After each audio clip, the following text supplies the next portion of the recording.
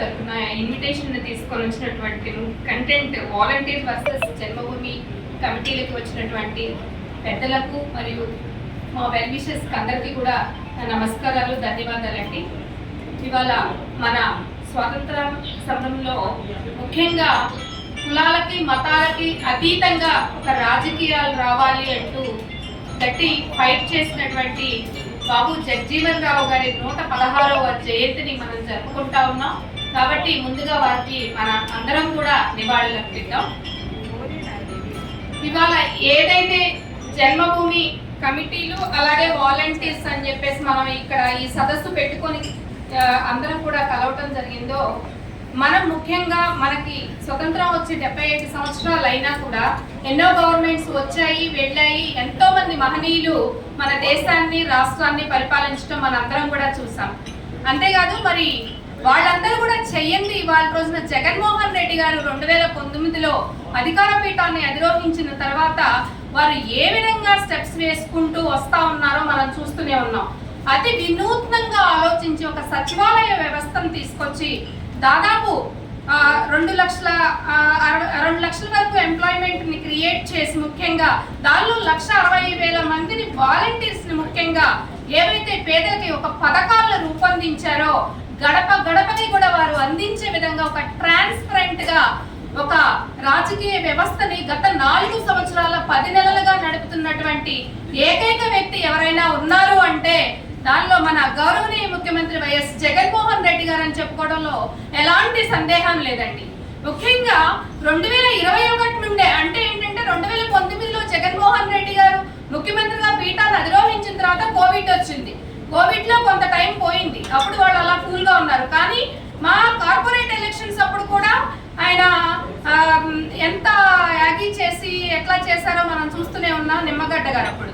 ఆ తర్వాత ఇవాళ వాలంటీర్ వ్యవస్థని స్థాపించిన తర్వాత 2021 నుండే నడుం బిగించి మరీ కూడా ఈ సచివాలయ వ్యవస్థలో ముఖ్యంగా వాలంటీర్ సిస్టమ్ ని డిజాల్వ్ చేయాలని చెప్పేసి హైకోర్టు, సుప్రీంకోర్టు అలా రకరకాలుగా టీమ్స్ ఫామ్ అయ్యి మళ్ళీ సిటిజన్స్ ఫర్ డెమోక్రసీ అని చెప్పేసి ఏదో ఒక ఫామ్ ని కూడా ఇక్కడ ఎస్టాబ్లిష్ చేసి ఎంత భయంకరంగా వాళ్ళు 2021 నుండి కూడా ఫైట్ చేస్తా ఉన్నారో ఈ సచివాలయ వ్యవస్థని డిజాల్వ్ చేయాలి అని చెప్పి మనందరం కూడా చూస్తున్నాం. అంటే ఏంటి, మన జగన్మోహన్ రెడ్డి గారు వచ్చిన తర్వాత బడుగు బలహీన వర్గాలే కాదు అందరికి ఒక ఈక్వలైజేషన్ తీసుకురావాలి అని చెప్పేసి వారు కష్టపడతా ఉన్నారు. ముఖ్యంగా రాజకీయాల్లో ఒక ట్రాన్స్పరెన్సీ తీసుకురావడానికి పేదల పక్షపాతిగా ఆయన వర్క్ చేస్తా ఉన్నారు.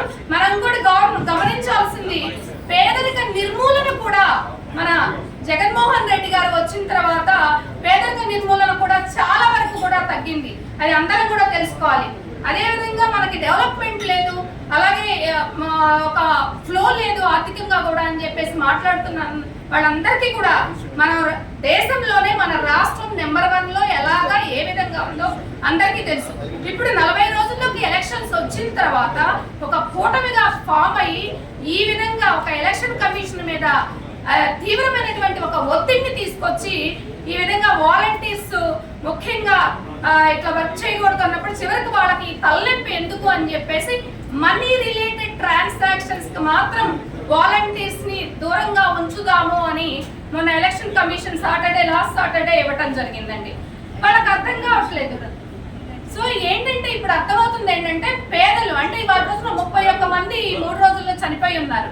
దానికి ఆన్సరబుల్ ఎవరు? వాళ్ళకి అర్థం కావట్లేదు. ఇప్పుడు 66 లక్షల మంది పేదలు ఎవరైతే వృద్ధులు కావచ్చు, వికలాంగులు కావచ్చు, అందరూ కూడా వితంతువులు కావచ్చు, ఎవరైతే 66 లక్షల మంది ఉన్నారో ఆ 66 లక్షల మంది ఓట్స్ కూడా వారు వన్ సైడ్ అండి. అది వాళ్ళకి అర్థం కావట్లేదు.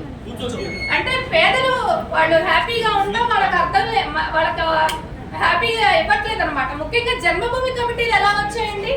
జన్మభూమి కమిటీలు అని చెప్పేసి వాళ్ళు పెట్టి రాష్ట్రాన్ని అప్పుడు చేయించినప్పుడు, జన్మభూమి కమిటీలతో రాష్ట్రాన్ని నడిపించినప్పుడు జన్మభూమి కమిటీలు అసలు ఈ విధంగా ఇప్పుడు వాలంటీర్స్ సచివాలయ ఎంప్లాయీస్ ని మనం ఒక ట్రాన్స్పరెంట్ టెస్ట్ ద్వారా ఒక వాళ్ళ క్వాలిఫికేషన్ ని బేస్ చేసుకొని ఎన్నో కేటగిరీస్ వైజ్ గా వెల్ఫేర్ కావచ్చు, అలాగే టౌన్ ప్లానింగ్ కావచ్చు, అలాగే మెడికల్ సెక్టార్ కావచ్చు, అలాగే ఇప్పుడు సచివాలయంలో వాలంటీర్స్ కావచ్చు, వాళ్ళ ఎడ్యుకేషన్ ని క్వాలిఫికేషన్ ని బేస్ చేసుకొని మరి కూడా వాళ్ళని కేటగరైజ్ చేసి రెస్పాన్సిబిలిటీస్ అసైన్ చేయడం జరిగింది.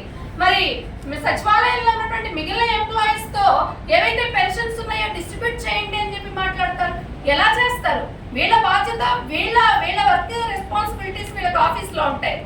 వాలంటీర్స్ చేయాల్సిన పని, వాలంటీర్స్ కూడా ఎంప్లాయీసే కదా, గవర్నమెంట్ ఎంప్లాయీసే కదా. మరి వాలంటీర్స్ వర్క్ ఆ రెస్పాన్సిబిలిటీని మిగిలిన సచివాలయ సిబ్బంది ఎలా చేస్తారు అని చెప్పేసి ఈవెన్ ఎలక్షన్ కమిషన్ కూడా మేము అడుగుతా ఉన్నామండి వాళ్ళ రోజున. అంటే ఏంటి, వాలంటీర్స్ ఎంప్లాయీస్ గవర్నమెంట్ ఎంప్లాయీస్ కాదని మీరు డిక్లేర్ చేశారా, లేదంటే రెస్పాన్సిబిలిటీస్ ని కొన్ని రోజులు పక్కన పెట్టమని డిక్లేర్ చేశారా?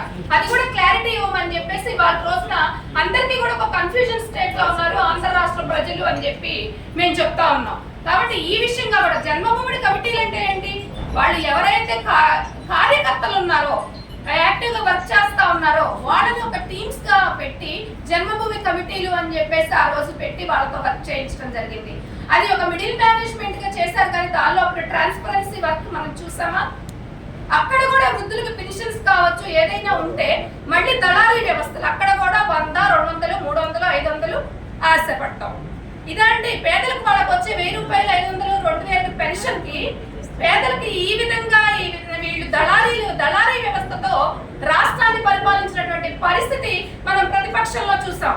కాబట్టి వాటి రోజున ఆంధ్ర రాష్ట్రంలో ఉన్నటువంటి ప్రజలందరూ కూడా, ముఖ్యంగా ఓటర్స్ ఎవరైతే ఉన్నారో 4,8,00,000 మంది, ప్రతి ఒక్కళ్ళు కూడా ఇవాళ రోజున ఆలోచించాల్సిన సమయం వచ్చింది అని చెప్పేసి ఒక రాష్ట్ర మహిళా కార్యదర్శిగా మీ అందరినీ కూడా కోరుకుంటా ఉన్నానండి.